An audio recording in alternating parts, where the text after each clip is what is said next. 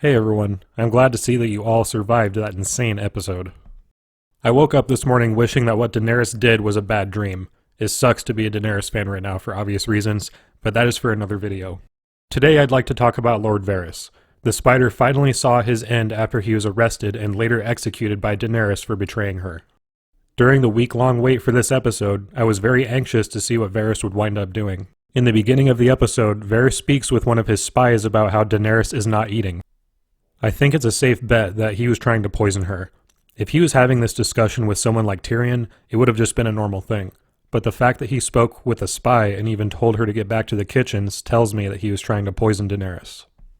Shortly after this, Daenerys is informed of his treachery and sends the Unsullied to arrest him.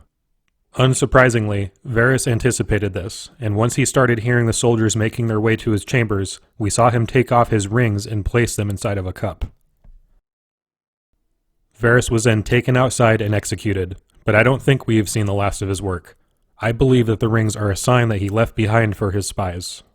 Knowing Varys, there is no way that this was just shown on the screen for no reason, and this makes the most sense to me. Varys was one of the smartest people in the show, and he was always a step ahead of everyone. There is no way he would put himself at such great risk without having some assurances that his plan will work anyway. He most likely instructed his spies to check in with him periodically, and probably gave them specific instructions to look inside of the cup every time they went to his chambers if he was absent. If the rings were in the cup, the spies would know that Varys was arrested. In the case of him being arrested, he likely told the spies to start spreading the word of Jon's true lineage. Earlier in the episode, we already saw a scroll that Varys wrote about Jon being the rightful heir to the throne.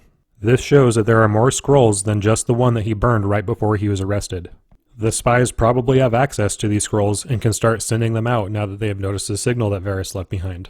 The next question here is who exactly will be getting the news. In episode 4, we heard Varys talk about Jon being more appealing to the Lords of Westeros. He's temperate and measured. He's a man, which makes him more appealing to the Lords of Westeros, whose support we are going to need. I believe that's exactly what he had in mind for this backup plan. This information will be circulated around to all of the lords, which will likely cause it to be common knowledge with just about everyone in the world. After what went down in King's Landing, the support for Jon Snow will be massive.